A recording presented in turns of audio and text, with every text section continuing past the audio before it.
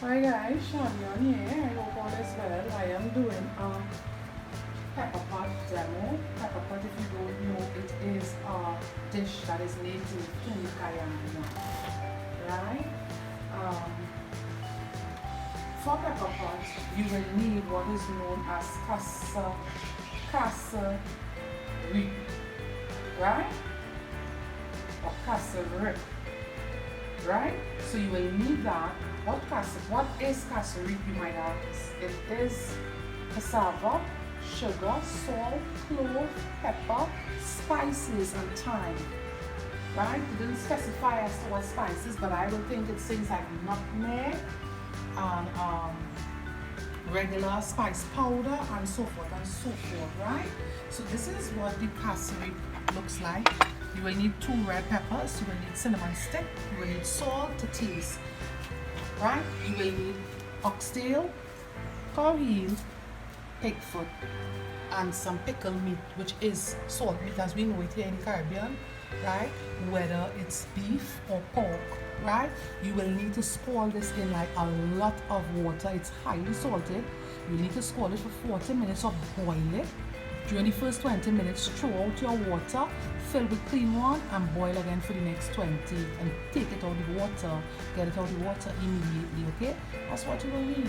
And this is Pepperpot. This is just some coarse sea salt that I have here, right? So I'm going to start. It doesn't call for any seasoning because remember the Cassareep have thyme and spices and so forth in it, and it doesn't call for any oil. And I tell you something now, you know cow heel releases oil, you know oxtail is known for a lot of oil, so I could well imagine it's for good reason why they did not call for oil in this recipe. You know, if you want to find out where you can get the Cassareep, please comment below, right? Because it's not too readily available at all our local supermarkets, right? It's really a Guyanese thing, but there is a local person, one brand that I know of that is bottling it here and so forth. I cannot say for a fact if it was made here because I don't know if it was made here, right? They are saying it was produced and packaged right here in Trinidad, right? What it reminds me of a lot is browning, right? You guys know what browning look like, my fellow Trinidadians.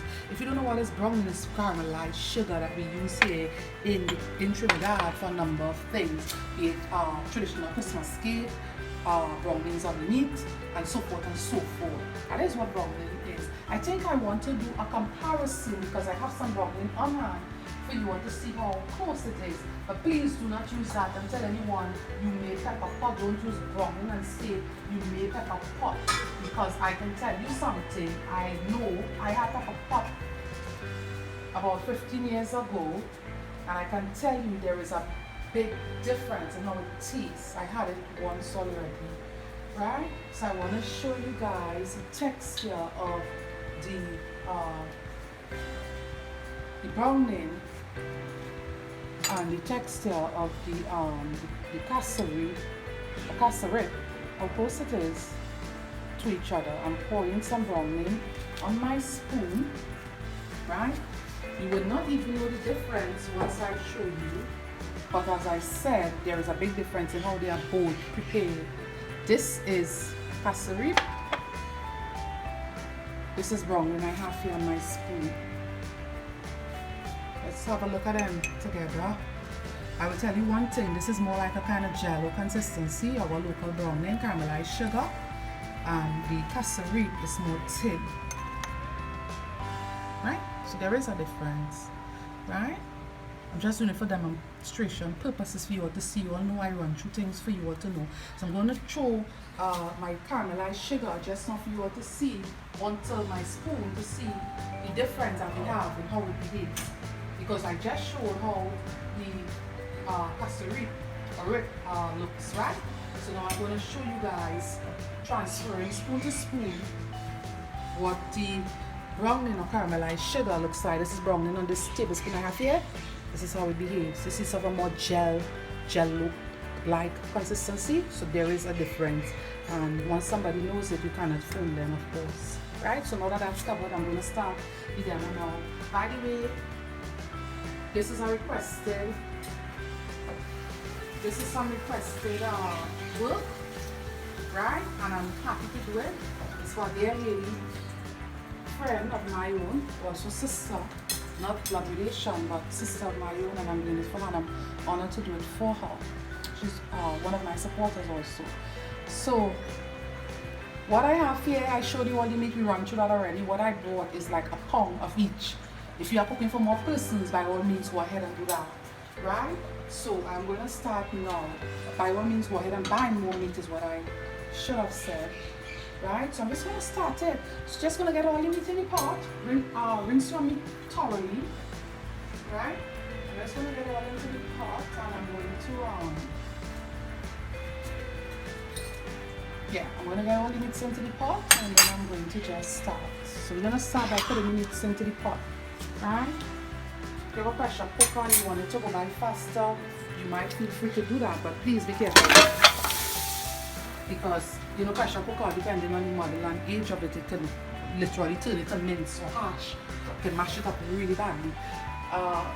When you are starting it, this is how it starts. It calls for boiling water. So I'm going to add a boiling water now onto it. Then I'm going to add the cinnamon sticks, a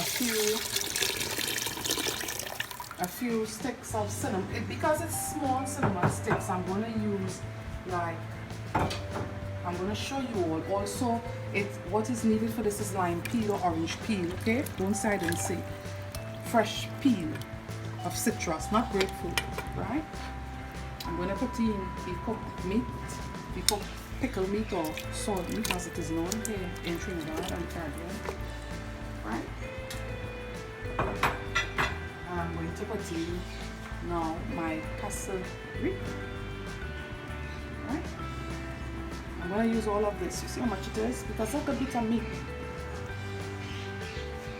Remember, if you're not pressure cooking it or slow cooking it, it's going to take like a while, because these are some tough meats, right? It's going to take some time to go by. I'm going to put the salt, followed by my 2 pepper.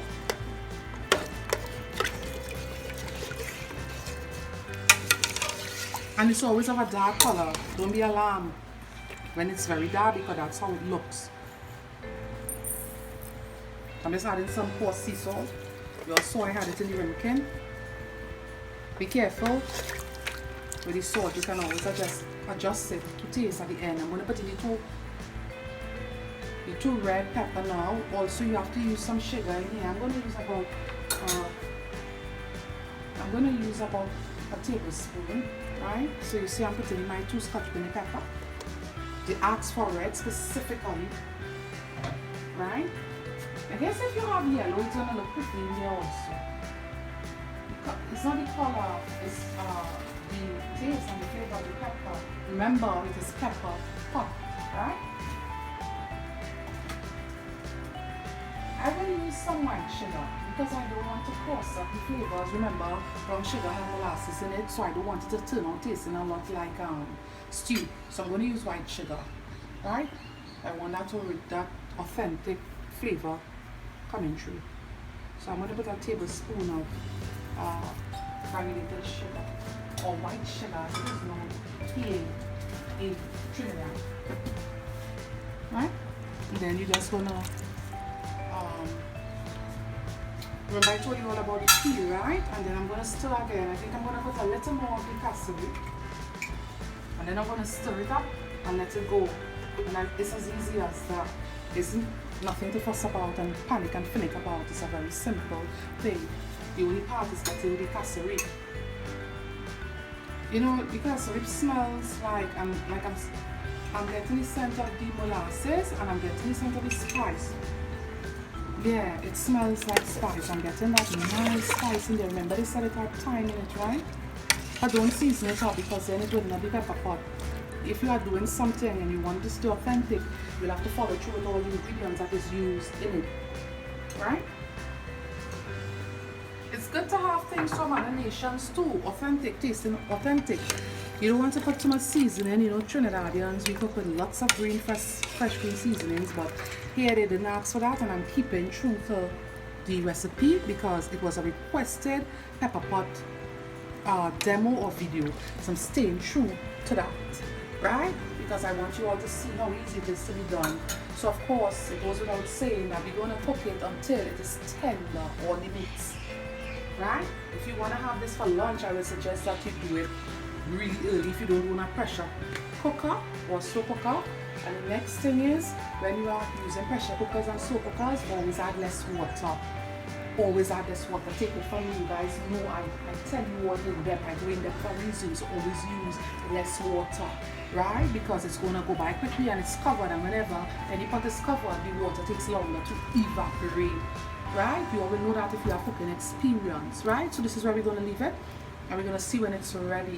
When it's ready, you know, like I said, I've had it. It's not something that's full of gravy. The sauce must be fully reduced, like fully, totally reduced, right? All you are going to see is this nice, soft, tender bits of meat in there, nothing else, right? So is this easy, guys? It is this easy. Of course, you all are going to see it from, this is just the start, and you all are going to see it to the end when it's finished, of course, right? But it's this easy. Don't be intimidated, and that's it. Right? It's just this simple. So you all see how easy it was to put this Pepperpot together, right? Very simple, very easy. For people that don't like seasoning, it might just become a new way for them to have meat without everyone loves seasoning. You know, some seasoning, local seasonings, the scent is quite overpowering. I had to cook with shadow benny for that purpose because it just literally takes over everything that you put it in. So I think this is a dish I might get to love and appreciate, right? Remember I said it was over a decade ago since I first had it, right? And that was the only time, of course. So we're gonna watch, and it's gonna be lovely. It's just gonna be gorgeous. So guys, this is where our Pepperpot reduced to. This is how it's supposed to look. The color, everything, right? Brilliant color. The taste is lovely.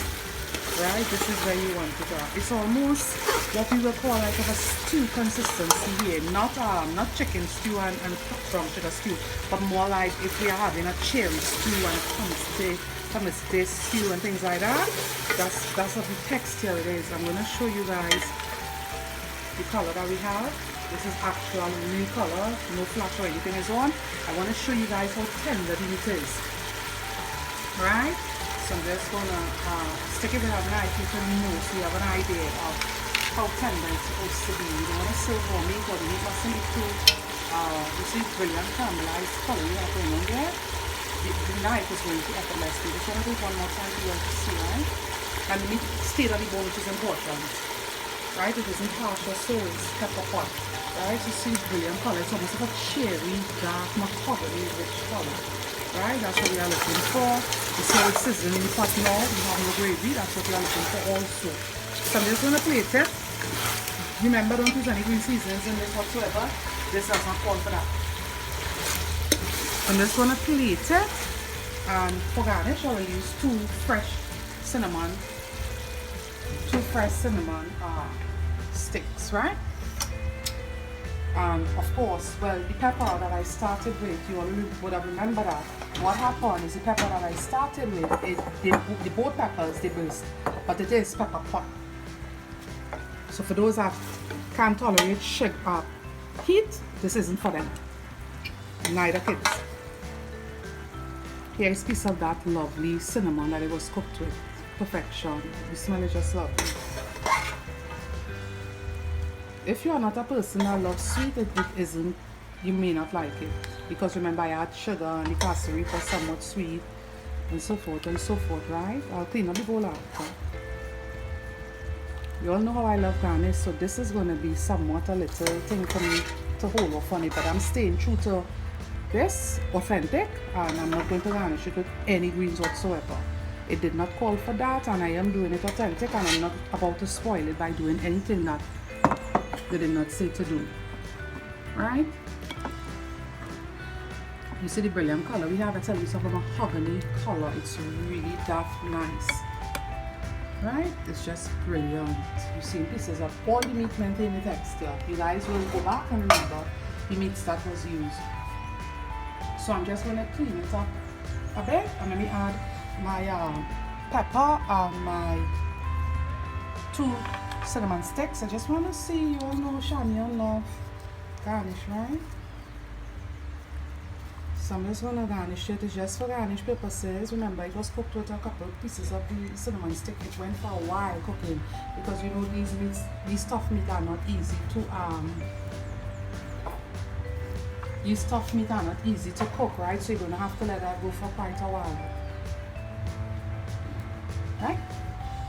The color is brilliant.